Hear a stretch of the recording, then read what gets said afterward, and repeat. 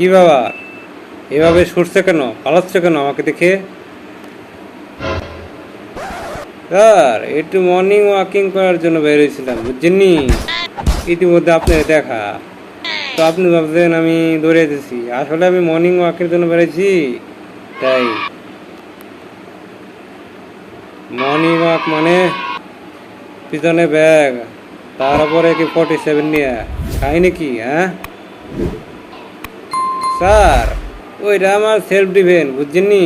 আজকালকার তো রাস্তাঘাট নিরাপদ না সাধারণ মানুষের দিকে। রাস্তাঘাট নিরাপদ না সাধারণ মানুষের দিকে। তা তুই তো রাস্তাঘাটের ভয়, ত্রাস, সন্ত্রাস। হ্যাঁ স্যার, আমার থেকে ভালোবাসে না, তাই একটু অ্যাটেনশন পাওয়ার জন্য এসব করতেছি।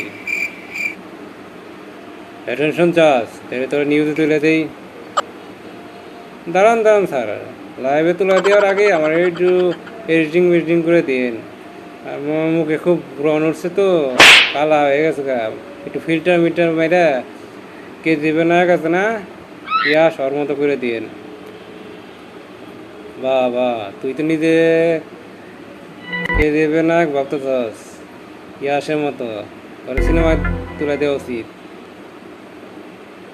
হ্যাঁ স্যার, ইতিমধ্যে আপনাদের কথা কইতে কইতে সিনেমার টাইটেলটা ভেবে ফেলছি। নাম হইল সন্ত্রাসেও আমি, প্রেমেতেও আমি। কেমন শোনা যায় স্যার? রেডিওতে একটা কৌতুক শুনছিলাম, বুঝছস নি?